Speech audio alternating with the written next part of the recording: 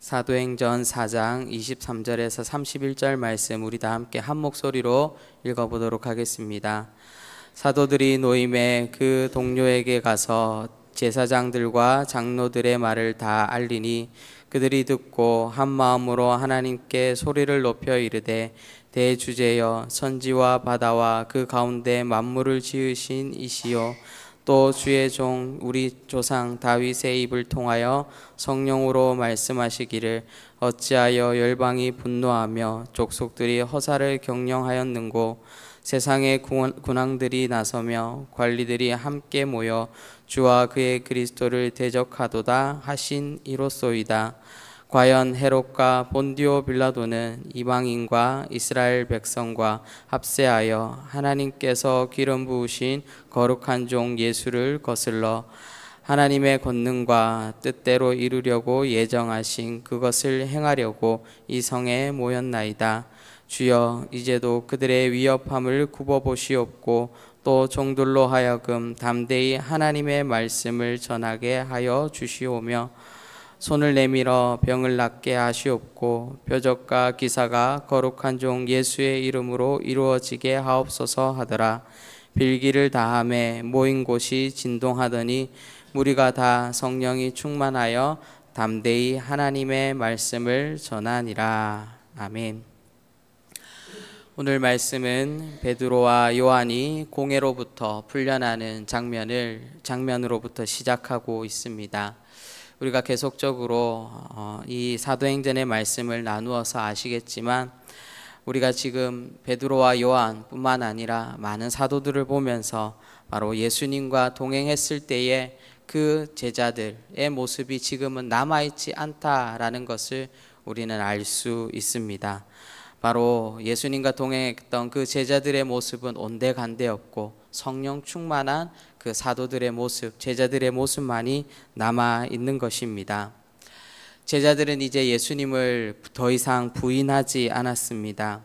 오히려 더 적극적으로 죽을 각오를 다하여서 대제사장과 또 유대 지도자들에게 하나님께서 보내신 그 메시아가 바로 예수 그리스도이심을 선포하는 것을 우리는 말씀을 통하여서 알 수 있습니다.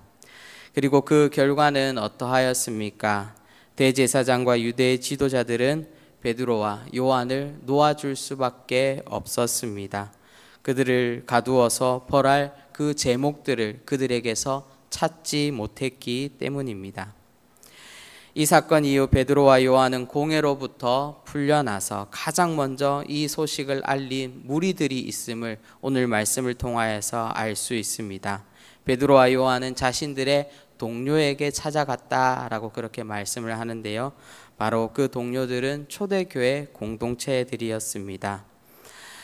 그리고 이 동료들에게 자신들에게 일어났던 그 공회에서 일어났던 그 일들을 하나씩 말해주기 시작하였습니다.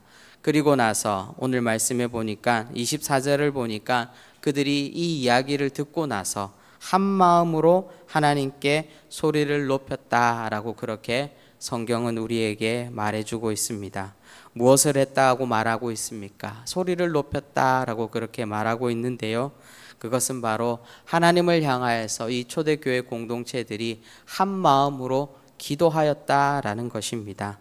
바로 베드로와 요한을 공회로부터 이끌어 주신 그 하나님, 바로 말씀을 전파하게 하시는 그 하나님을 향하여서 기도로서 응답한 것을 우리는 알 수 있습니다. 저는 이 말씀을 묵상하면서 하나님께서 지금 이 시대 속에서 찾으시는 바로 공동체가 이런 공동체가 아닐까라는 그런 생각이 들었습니다. 복음을 전파하는 한 개인 또는 한 무리를 위해서 온 성도가 한 마음으로 기도할 수 있는 그런 공동체, 오로지 예수의 이름으로 하나 되며 복음을 위해서 한 마음으로 담대하게 모인 그 공동체를 하나님께서는 이 시대 가운데 찾고 계시구나라는 것들을 느낄 수가 있었습니다. 제 아무리 세상이 바뀌고 세상이 변한다 하여도 초대교회 공동체와 같이 오로지 한 마음을 가지고 한 소망을 가지고 나아가는 그런 공동체 가운데 성령께서는 역사하신다라는 것을 하나님께서 우리에게 말씀을 통하여서 말해주고 있습니다. 그리고 초대교회 공동체가 단순히 기도만 하는 그런 공동체가 아니었습니다. 뜨겁게 기도도 했지만 그에 못지않게 철저하게 말씀으로 나아가는, 말씀에 입각한 기도를 드린 그런 공동체인 것을 우리는 오늘 본문을 통하여서 알 수 있습니다. 바로 기도 이전에 초대교회는 주님께서 주신 그 말씀으로 먼저 변화받은 공동체인 것입니다. 오늘 본문 24절의 내용은 바로 이사야서 37장 16절과 20절을 인용하여서 함께 기도하고 있고요. 25절부터는 시편 2절을 근거로 바로 하나님 앞에 기도하고 있는 것입니다.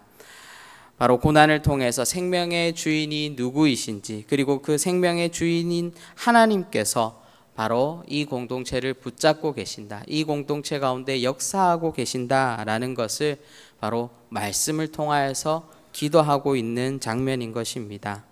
바로 초대교회는 하나님의 말씀과 그 말씀을 통한 기도로서 온전히 세워져 나아가는 그런 교회인 것을 우리는 확인할 수 있습니다.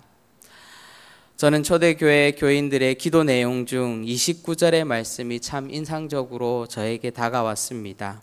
초대교회 교인들의 기도를 보면 그들은 어떤 자신들의 편안함이나 잘됨이나 부유함이나 높아짐이나 이런 것에 대해서는 일절 기도하지 않았다라는 것입니다. 그들은 오로지 무엇을 위하여서 기도했습니까? 바로 복음을 위하여서 기도했습니다. 자신에게 어떤 위협이 닥쳐온다 하여도 복음만은 전파하게 해달라, 그렇게 기도하였습니다. 복음이 전파되는 그 상황 가운데서 우리의 삶을 굽어 살펴달라라고 그렇게 기도하였고요. 그리고 자신들을 철저히 하나님의 종으로 자각하며 오로지 하나님의 말씀을 전하는 일에 열심으로 나아가게 해달라라고 그렇게 기도하는 초대교회 공동체의 모습을 우리는 볼 수 있습니다.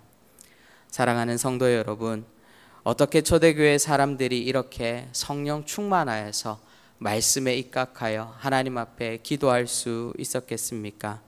그것은 바로 오늘 30절이 우리에게 어떻게 초대교회 사람들이 이렇게 살아갈 수 있었을까라는 그 해답을 말해주고 있습니다. 30절에 보면 이렇게 기록합니다. 손을 내밀어 병 낫게 하옵시옵고 표적과 기사가 거룩한 종 예수의 이름으로 이루어지게 하옵소서 하더라 라고 그렇게 말씀합니다. 바로 초대교회 공동체 가운데, 이 모든 사람들 가운데 예수의 이름에 생명이 있음을 깨달았던 것입니다. 예수의 이름만이 우리의 소망인 것을 경험하였고, 그리고 예수의 이름만이 이 땅에서 사라지지 않을 영원한 이름이라는 것을 믿었기 때문에 이들은 말씀에 입각하여 기도할 수 있었고 자신의 생명을 들여서 복음으로 나아갈 수 있었던 것입니다. 초대교회 공동체가 예수의 이름을 의지하여 하나님 앞에 기도한 그 결과는 어떻게 되었습니까? 31절에 보면은 빌기를 다음에 모인 곳이 진동하더니 무리가 다 성령이 충만하여 담대히 하나님의 말씀을 전하니라 라고 말씀합니다. 예수의 이름을 의지한 결과 모인 곳이 진동하였고 성령이 충만하였고 그들이 성령의 충만함을 힘입어서 하나님의 말씀을 전했다라고 그렇게 기록합니다. 오늘 우리가 하나님 앞에 기도할 때에 우리가 다른 것을 위하여서 기도하기보다는 주님, 우리가 대도교의 이름으로 모일 때마다 이 땅이 진동케 하여 주시옵소서, 성령 충만하게 하여 주시옵소서, 그리하여서 예수 그리스도의 이름이 우리 안에 회복되게 하여 주시옵고 예수의 이름으로 하나님의 말씀을 담대히 전하는 그런 대도교회 되게 하여 주시옵소서. 하나님의 영광만이 우리의 삶과 우리 교회 가운데 온전히 나타나게 하여 주시옵소서. 기도할 수 있는 여기에 모인 우리 모든 대도의 성도님들 되시기를 주님의 이름으로 축원드립니다. 기도하도록 하겠습니다. 사랑의 주님, 우리가 날마다 주님의 이름으로 모이게 하여 주시옵소서. 주님의 이름으로 모일 때마다 우리 대도교회 가운데 정말 큰 진동이 일어나고 또 성령 충만하여서 정말 하나님, 우리 대도교회가 온전히 이 땅 가운데, 특별히 포항 땅 가운데 복음을 선포하는 교회요, 복음을 심는 교회로 온전히 세워져 나아갈 수 있도록 성령 하나님, 우리를 사용하여 주시옵소서. 감사드리옵고 예수님의 이름으로 기도합니다. 아멘.